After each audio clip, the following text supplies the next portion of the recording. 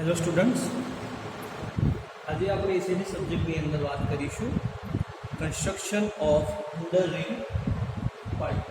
બરાબર, અંડરરિંગ પાઇપ કઈ રીતે કન્સ્ટ્રક્શન કરવામાં આવે છે અથવા તો અંડરરિંગ પાઇપનું બાંધકામ કઈ રીતે કરવામાં આવે છે એ આજે આપણે આ ટોપિકની અંદર શીખવાનું છે. આના પહેલાં આપણે લાસ્ટ વખતે એટલે કે લાસ્ટ લેક્ચરની અંદર શું જોયું હતું એ જરા એક વખત નજર મારી લઈશું, કેમ કે એ પણ એક્ઝામની અંદર બહુ જ મહત્ત્વનું હતું. તો લાસ્ટ લેક્ચરની અંદર આપણે જોયું હતું કે પાઇલ ફેલ થવાના કારણો અથવા તો જમીનમાં બેસી જવાના કારણો જે હતા એ આપણે લાસ્ટ લેક્ચરની અંદર જોયું હતું કે પાઇલ શા કારણે તૂટી જાય છે અથવા તો ગ્રાઉન્ડની અંદર એડ કરતી વખતે બેસી જાય છે. એની અંદર એટલું આપણે જોયું હતું કે જ્યારે એનો લોડ વધારે હોય અથવા તો પાઇલમાં કોઈ પણ જાતની ખામી હોય અથવા તો ગ્રાઉન્ડ જે છે એ આપણું સુટેબલ ના હોય પાઇલ માટે, તો એ પ્રકારના ઘણા બધા આપણે કારણો જોયા. એના પછી આપણે વાત કરી હતી આરસીસી જે પાઇલ છે એ ફેલ થવાના કારણો, કે જેમાં આપણે ડિઝાઇન આપણી વ્યવસ્થિત ના કરેલી હોય, પછી કોન્ક્રીટ મિક્સ જે છે અથવા તો આપણું જે વર્ક થઈ ગયા પછી એને જ્યારે ફોર્મર રિમૂવ કરતા હોઈએ છીએ ત્યારે પણ એમાં ડેમેજ આવતા હોય. પછી હતું કે સિમેન્ટની પસંદગીમાં ખામી હોય, એટલે કે સિમેન્ટ આપણે જે લઈએ છીએ એ સિમેન્ટ ખરાબ ગુણવત્તાવાળું હોય અથવા તો એક્સપાયર્ડ થઈ ગયું હોય. આ બધા કારણો જોયા. પછી આપણે જોયું હતું કે નેગેટિવ સ્પીડ ફિક્શન. તો નેગેટિવ સ્પીડ ફિક્શનની અંદર શું હતું, માની લઈએ કે આપણી પાઇપ છે તો એની અંદર પાઇપની આજુબાજુની સોઇલ હોય છે, આપણી માટી હોય છે, બરાબર. તો એ શું છે કે સમય જતાં એ નીચે બેસવાની કોશિશ કરે છે અથવા તો સેટલ થવાની કોશિશ કરતી હોય છે. એ વખતે શું થશે કે માટીની સાથે આપણી જે પાઇલ છે એ પણ ગ્રાઉન્ડની અંદર એડ થશે. જેટલી હાઈટ આપણે કરી છે એનાથી વધારે એડ થવાની કોશિશ કરશે. તો ઉપરથી આપણે જે પ્રેશર લાગે છે એ પ્રેશર નીચે જે પ્રેશર લાગતું હશે એ પ્રેશર પછી આપણી પાઇલ જે છે એ ધીમે ધીમે ગ્રાઉન્ડની અંદર એડ થાય છે. પાઇલ અને જે સોઇલ વચ્ચે જે ફ્રિક્શન પેદા થાય છે એને શું કહેવાય છે, નેગેટિવ સ્પીડ ફ્રિક્શન. બરાબર, એના માટે આપણે ફિગર પણ જોઈ હતી, એના પછી આપણે ઇક્વેશન પણ જોયા. પછી આપણે વાત કરી હતી કે પુલિંગ આઉટ ઓફ પાઇલ, પાઇલની બહાર કઈ રીતે કાઢવી અથવા તો પાઇલની બહાર ખેંચવી. ઘણી વખત શું થાય છે કે જ્યારે આપણે કામ કરતા હોઈએ છીએ એ વખતે અથવા તો કામ પતી ગયા પછી પાઇલને આપણે બહાર કાઢી દઈએ છીએ. જે રીતે કે જ્યારે આપણે ગ્રાઉન્ડની અંદર હોલ કરવાનું હોય, સ્ટીલ પાઇલ હોય, બરાબર, અને આપણે કામ કરવાનું છે સેન્ડ પાઇલ અથવા તો ટિમ્બર પાઇલ, તો ગ્રાઉન્ડની અંદર પહેલાં હોલ કરવામાં આવે છે, પછી પાઇલને બહાર કાઢવામાં આવે છે, પછી ટિમ્બર અથવા તો જે પણ કોન્ક્રીટ જે પણ એડ કરવાનું હોય એ આપણે એડ કરીએ છીએ. એ વખતે અથવા તો ગ્રાઉન્ડની અંદર પાઇલ ઉતારતી વખતે જો પાઇલ ડેમેજ થઈ જાય તો એની પછી બહાર કાઢવામાં આવે છે. એના વિશે આપણે સમજ્યા હતા, જોયું, બરાબર. પછી આપણે વાત કરી હતી કે અંડરરિંગ પાઇલ. અંડરરિંગ પાઇલની અંદર શું હતું કે અંડરરિંગ પાઇલની અંદર આપણે જોઈ રહ્યા છીએ આ રીતના બલ્બ. બલ્બનું શું કામ છે કે જ્યારે વધારે ફોર્સ આપશે પાઇલ તમારી મૂવમેન્ટ ના થાય અને ખાસ તો વર્ટિકલ ડાયરેક્શનમાં અપવર્ડ કે બેકવર્ડ બેસી ના જાય. એ મેન કામ માટે આપણે અહીંયા આપેલું હતું. બલ્બ એટલે શું છે કે વન ટાઈપ ઓફ તમારું જે પાઇલ છે એ પાઇલના જેવું શેપ હોય છે, તો વચ્ચેના ભાગે આપણે શું કરીએ છીએ, બલ્બ જેવું પોર્શન આપીએ છીએ અને ત્યાં આપણે વધારે પ્રમાણમાં કોન્ક્રીટ એડ કરતા હોઈએ છીએ. બીજી વસ્તુ એ હતી કે જ્યારે આપણે બલ્બ બનાવીએ છીએ તો બલ્બ કેટલા બનાવવા, 1, 2, 3, બરાબર. Depend upon load, depend upon size, depend upon soil, બરાબર. એના ઉપર આધાર રાખી લોડ વધારે આવતો હોય તો એ વખતે તમે 2 બલ્બ મૂકી શકો છો, બરાબર. એ વસ્તુ આપણે જોઈ હતી ફિગર સાથે. પછી એના પછી હતું કે બ્લેક જે બલ્બ આપણે બનાવીએ છીએ અથવા તો જે આ બલ્બ અંડરરિંગ પાઇલનું કામ કરીએ છીએ કઈ જગ્યાએ કરીએ છીએ તો બ્લેક કોટન સોઇલની અંદર કરીએ છીએ. કેમ કે એમાં શું છે કે જ્યારે એને માટી આપવામાં આવે છે ત્યારે એ ફેલાઈ જાય છે, બરાબર. એટલે કે એની સપાટી આપણને સીધી જોવા મળે છે. જ્યારે પાણી આપણે એને રિમૂવ થઈ જશે તો પાણી સુધી જશે એટલે એની સપાટી સંકોચ જાય છે. સંકોચાઈ થવાથી એમાં શું પડશે, તિરાડો પડશે. તિરાડો પડવાથી આપણું જે ફાઉન્ડેશન હશે એને આપણને શું થશે, તકલીફ પડશે. તો આ રીતે જ્યારે હશે ફાઉન્ડેશનની અંદર બાજુ તો આપણે કોઈ પ્રકારનું નુકસાન નહીં થાય બ્લેક કોટન સોઇલની અંદર, બરાબર. તો આજે હવે આજનો ટોપિક જોઈશું કે construction of under underreaming pile. Underreaming પાઇલનું કન્સ્ટ્રક્શન કઈ રીતે કરવામાં આવે છે અથવા બાંધકામ કઈ રીતે કરવામાં આવે છે. અહીંયા ઓગરની વાત કરીએ તો પહેલાં પણ જોયું હતું. ઓગર શું છે કે ઇક્વિપમેન્ટ છે કે યુઝ્યુઅલી એને આપણે યુઝ કરી શકીએ છીએ કે નીચેના ભાગમાં શું હશે, એક આંટા જેવું પોર્શન હશે જેને ફેરવવાથી ગ્રાઉન્ડની અંદર એ હોલ કરશે અને ધીમે ધીમે એડ થશે. બરાબર, આ છે આપણું ઓગર જેને આપણે હોલ કરવા માટે ઉપયોગ કરતા હોઈએ છીએ. પછી બીજું પણ ઇક્વિપમેન્ટ આવે છે જે છે આપણું મિકેનિકલ યુઝ થતું હોય છે. આ છે મેન્યુઅલી, બીજું છે મિકેનિકલી. તો એની અંદર આપણે મિકેનિકલી યુઝ કરીશું તો એ પણ ગ્રાઉન્ડની અંદર હોલ પાડી શકતું હોય છે. તો હવે સ્ટાર્ટ કરીશું.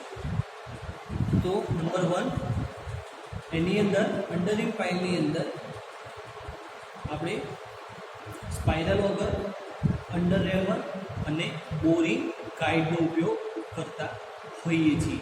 બરાબર, આ છે સાધન એના. અંડરરિંગ પાઇલનું બાંધકામ માટે માણસો દ્વારા કરવામાં આવે છે. પાઇલ બાંધવા માટે સાધન CRBI, બરાબર, શું હતું CRBIનું નામ એ મેં તમને કાલે જણાવ્યું હતું. બરાબર, દર વખતે રિપીટ થશે, દ્વારા વિકાસ કરવામાં આવી છે. અથવા તો એક એક્ઝામ ખાલી જગ્યામાં પૂછાઈ શકે કે ફૂલ ફોર્મ ઓફ CRBI. તો એ આપણને જે તે સમયે આવડવું જોઈએ. એનું નામ ફરી હું કહી દઉં છું કે central building research institute. Central building research institute. Clear? આ સાધન એકદમ સરળ છે અને વજનમાં હલકું હોય છે. બરાબર, અને એની અંદર મેં તમને કીધું એ પ્રમાણે સ્પાઇરલ ઓગર, અંડર રેમર અને બોરિંગ ગાઈડનો ઉપયોગ થતો હોય છે. પછી આપણે આગળ વાત કરીશું કે અંડરરિંગ પાઇલમાં જમીનમાં હોલ કરવા માટે સ્પાઇરલ ઓગરનો ઉપયોગ થાય છે, જે આપણે બુકની અંદર જોઈ રહ્યા છીએ. બરાબર, આ ઓગરના હાથા નીચેના ભાગે અથવા તો નીચેના છેડે માટી ખોદવા માટે ખાસ પ્રકારનું કટર બેસાડેલું હોય છે. આ છે એનો હેન્ડલ. બરાબર, એના નીચે ખાસ પ્રકારનું શું બેસાડેલું હોય છે, ખાસ પ્રકારનું કટર બેસાડેલું હોય છે.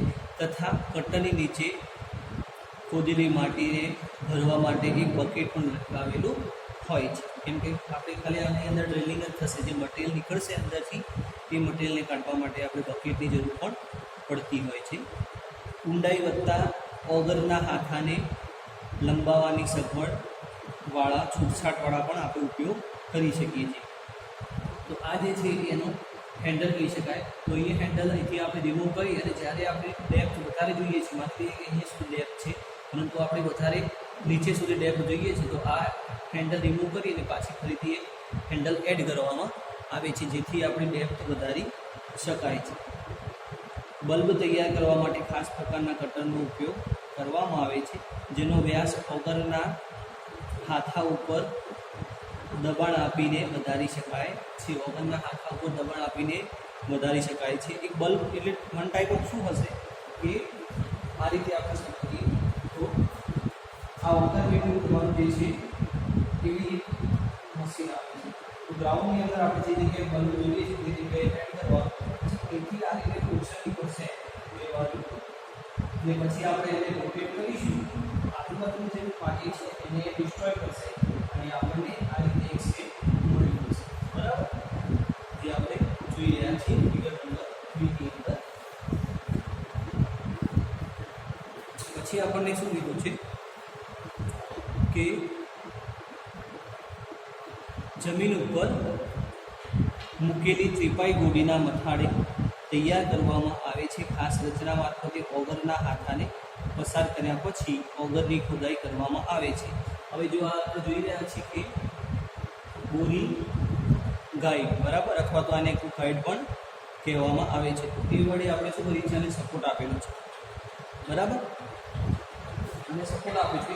કેમ સપોર્ટ આપે છે? કેમ કે એ આપણું જે પાઇલ બનાવવાની છે એના સેન્ટરમાં હોલ કરશે, સેન્ટરમાં હોલ કરશે. બરાબર, એ જેટલી પણ પહોળાઈ જોઈએ છે આ જે કામ કરશે એ સ્ટેન્ડનું કામ કરે છે અથવા તો ગાઈડન્સ અથવા તો ગાઈડનું કામ કરે છે. પછી છે કે પાઇલ હોલનું ખોદાણ વર્ટિકલ દિશામાં જ કરવામાં આવે છે. એ તો આપણને ખબર જ છે કે વર્ટિકલ ડાયરેક્શનમાં જ કામ કરવામાં આવે છે. ઇન્ક્લાઇન્ટમાં ઘણી વખત પાઇલ એડ કરવાની હોય છે, તો એ વખતે આપણે આ રીતના ઇક્વિપમેન્ટનો ઉપયોગ કરતા નથી. પછી કીધું છે કે જરૂરી ઊંડાઈ સુધી પાઇલ હોલ અને બલ્બનું ખોદાણ થઈ ગયા પછી ઓગરને બહાર કાઢી દેવામાં આવે. આ ઓગર જે હોય છે એને બહાર કાઢી દેવામાં આવે છે અને એની અંદર શું કરવામાં આવે છે, આ રીતે રેન્ફોર્સમેન્ટ મૂકવામાં આવે છે, જેને આપણે શું કહીએ છીએ, સળિયાનું પિંજરું ઉતારવામાં આવે છે. ત્યારબાદ કોન્ક્રીટિંગ કરવામાં આવે છે અને પાઇલના મથાળે બીમની રચના કરી બધા જ પાઇલને એકબીજા સાથે જોડવામાં આવે છે અને બીમ ઉપર દિવાલનું બાંધકામ કરવામાં આવે છે. બરાબર, આ વાત થઈ આપણી કન્સ્ટ્રક્શન ઓફ અંડર રીમ પાઇલ. આપણે એ સુધી કામ થઈ જાય પછી એનું પોર્શન ઉપરની તરફ ખેંચી લેવામાં આવે છે. હવે આપણે એક પાઇલ જોઈ રહ્યા છીએ, એવી 2-3 પાઇલો હોય તો બધી પાઇલના મથાળેથી એને જોઈન કરવામાં આવે છે. જે રીતે કે આપણે પ્લેન બેરિંગ સ્ટ્રક્ચરની વાત કરીએ તો એમાં પણ જે રીતે હોય છે એ રીતે કે ફાઉન્ડેશનમાંથી જે પાઇલ છે એ લેવામાં આવે છે, પછી એને જોડી દેવામાં આવે છે. એના પર જે આવશે ડિસ્ટ્રીબ્યુટ થઈ અને ગ્રાઉન્ડમાં એડ થશે. પછી આપણે જોઈએ કે એડવાન્ટેજીસ ઓફ અંડર રીમ પાઇલ. તો અંડર રીમ પાઇલના આપણે એડવાન્ટેજીસ આપેલા છે કે શું શું એના ફાયદા છે. આ પાઇલ કેમ ઉપયોગમાં લેવી જોઈએ, તો સ્ટ્રીપ ફૂટિંગની સરખામણીમાં 15-20% આપણને સસ્તું પડે છે. એડવાન્ટેજીસ એ છે કે સ્ટ્રીપ ફૂટિંગની કમ્પેરમાં આપણને સસ્તું પડે છે. પછી આવા પાઇલ માટે મટીરિયલ ઓછું જોઈએ છે. પછી આપણને કીધું છે કે ભારે ખોદાણની જરૂર નથી, એટલે કે વધારે ઊંડાઈ સુધી ખોદાણ કરવાની જરૂર નથી. પછી કીધું છે કે વરસાદની ઋતુમાં પણ કામગીરી કરી શકાય છે. આપણા માટે એડવાન્ટેજીસ રહેશે મેન. આવા પાઇલના પાયાનું પૂરણ કરવાની જરૂર નથી, એટલે કે બેક ફિલિંગ કરવાની જરૂર નથી અને ટેકણ કામની જરૂર પણ નથી, એટલે કે શોરિંગની જરૂર નથી અને ડીવોટરિંગની પણ જરૂર પડતી નથી. તો આપણી માટે આ એક એડવાન્ટેજીસ કહી શકાય. બરાબર, પછી આપણે નેક્સ્ટ ટોપિક હવે વાત કરીશું કે ફોર્સ એક્ટિંગ ઓન પાઇલ. હવે જે પાઇલ આપણે ગ્રાઉન્ડની અંદર એડ કરીએ છીએ તો એની ઉપર કયા પ્રકારના કયા ફોર્સ લાગે છે અથવા તો કયા ફોર્સ લાગે છે એનું આપણે તકેદારી રાખવી જોઈએ. તો એ હવે આપણે જોઈશું. તો ફોર્સિસ જોઈશું આપણે કયા ફોર્સ લાગે છે. તો ફોર્સિસ એક્ટિંગ ઓન પાઇલ એટલે કે પાઇલ ઉપર લાગતા બળો. તો સુપરસ્ટ્રક્ચરમાંથી આવતા ડાયરેક્ટ લોડ, બરાબર, એનું ધ્યાન રાખવું જોઈએ જ્યારે પાઇલનું કામ કરતા હોય તો ઉપરથી જે સુપરસ્ટ્રક્ચરમાંથી લોડ આવે છે એ નીચે કેટલો લાગે છે એના માટે. પછી પાઇલને જમીનમાં ઉતારતી વખતે લાગતો આઘાતભાર એટલે કે ઇમ્પેક્ટ લોડ. પછી કીધું છે કે પાઇલની હેરફેર દરમિયાન પેદા થતા સ્ટ્રેસીસ, પાઇલની લંબાઈમાં કર્વેચરના લીધે પેદા થતી બેન્ડિંગ સ્ટ્રેસ. પછી કીધું છે કે પાઇલ ઉપર આવતા ઇસેન્ટ્રિસિટી લોડના કારણે પેદા થતી બેન્ડિંગ સ્ટ્રેસ. પવન, પાણીના મોજા, પાણીના વહનના કારણે લાગતા લેટરલ ફોર્સિસ.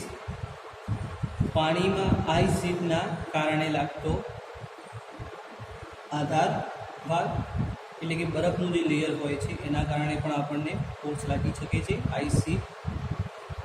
પછી મરીન સ્ટ્રક્ચરમાં વહાણના કારણે લાગતો આઘાતભાર. પછી છે જમીનમાંથી લાગતું અપલિફ્ટ પ્રેશર અને ધરતીકંપ જેવા પરિબળો. ઓકે, તો આ વાત થઈ આપણી પાઇલ ઉપર લાગતા બળો. હવે છે કે પાઇલને જમીનમાં ઉતારતી વખતે જે એનર્જી લોસ થાય છે, બરાબર, એટલે કે loss of energy during pile driving. તો એ હવે આપણે જોઈશું. તો આની અંદર આપણે જોઈશું કે loss of energy during pile driving એટલે કે જ્યારે પાઇલને આપણે ગ્રાઉન્ડની અંદર એડ કરીશું એમાં દ્વારા થોડી વડે આપણે એને ફોર્સ આપીને ગ્રાઉન્ડની અંદર એડ કરીશું તો એ વખતે આપણે ઘણી બધી એનર્જીની જરૂર પડતી હોય છે. તો એ એનર્જીમાં આપણે ઘણી એનર્જી લોસ પણ કરતા હોઈએ છીએ જ્યારે પાઇલ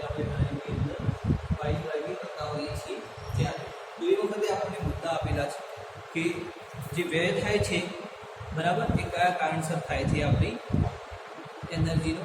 તો પાઇલ ઉપર લાગતા બળને કારણે પાઇલમાં ઉદ્ભવતા ટેમ્પરરી કમ્પ્રેશનના કારણે શક્તિનો વ્યય થાય છે, એટલે કે એનર્જીનો લોસ થાય છે.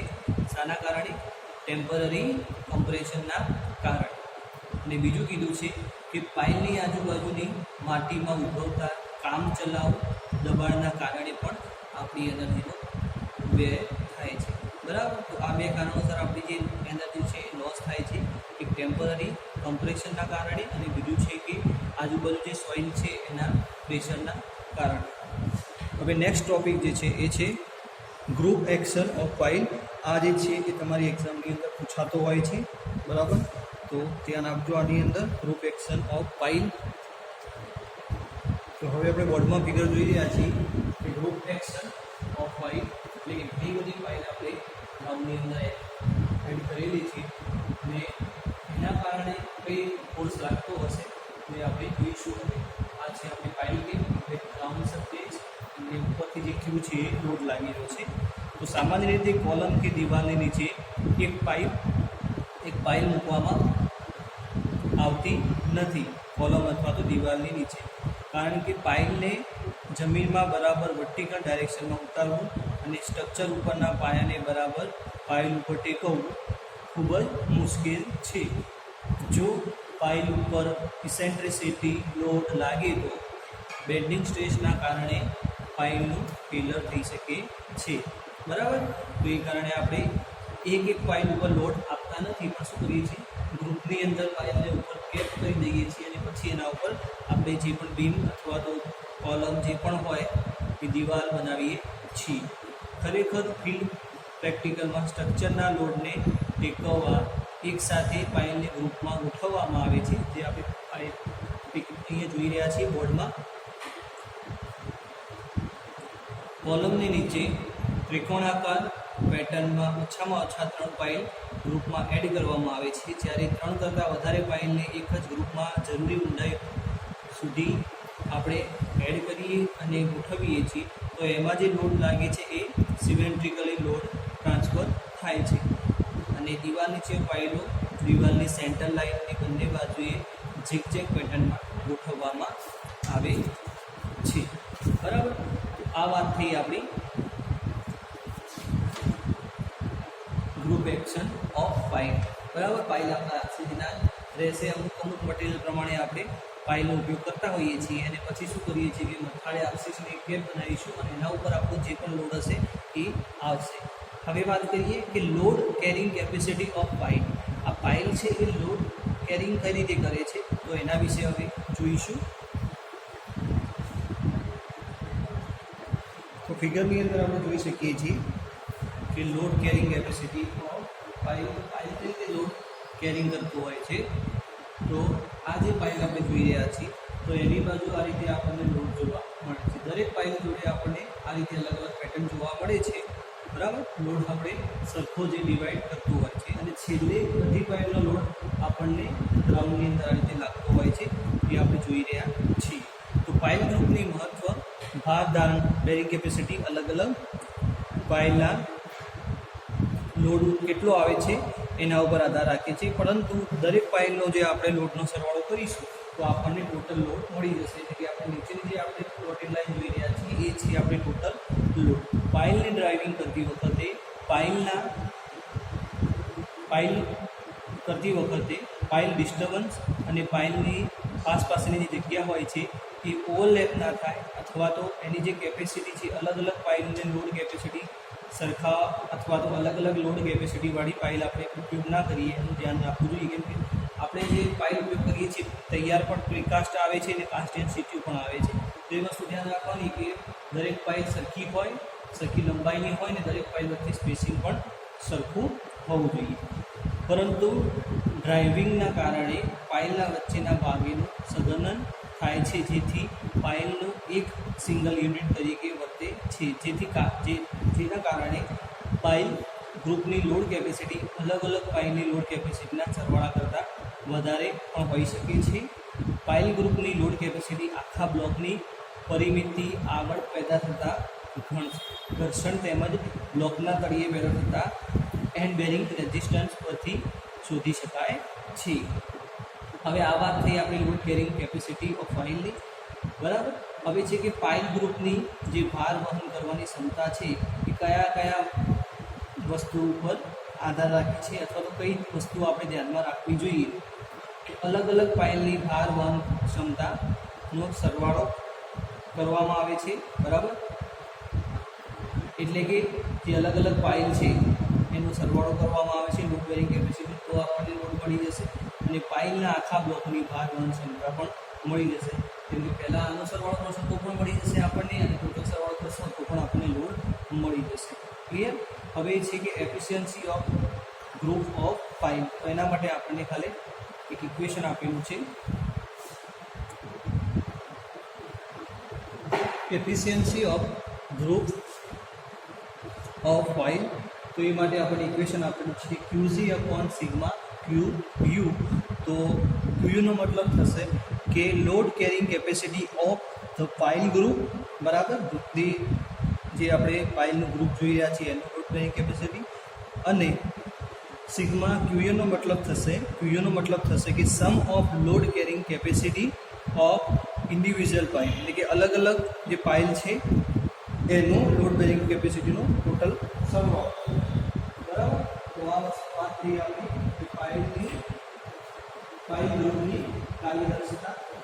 શું કહેવા માંગે છે કે પાઇલ ઉપર જે પાઇલ ગ્રુપની ભાર વહન ક્ષમતા ઉપરના ભાગે ડિવાઇડ આવશે અલગ અલગ પાઇલની ભાર વહન ક્ષમતાનો સરવાળો. હવે પાઇલ ગ્રુપની જે એફિશિયન્સી છે એના ઉપર કંઈક પરિબળ લાગે છે, તે પરિબળો આપણે જોઈશું. જે રીતે કે ટાઈપ્સ ઓફ સોઇલ, પછી છે મેથડ ઓફ ઇન્સ્ટોલેશન, પછી spacing of pile, length of pile, diameter of pile, material of pile, number of row of pile and number of pile in row, બરાબર. તો આ જે જોયા એ બધા પરિબળો લાગે છે એફિશિયન્સી ઓફ ગ્રુપ પાઇલની ઉપર. ઓકે, તો આજે આ ચેપ્ટર અહીંયા પતી જાય છે. આનું અસાઇનમેન્ટ તમને ટૂંક સમયમાં મળી જશે, અથવા તો આની સાથે પણ મળી જશે. અસાઇનમેન્ટ જોડે જોડે લખતા રહેજો, બધું કામ ભેગું થઈ જશે. અને અસાઇનમેન્ટ તમારે 2 દિવસમાં મને મોકલવાનું રહેશે, બરાબર.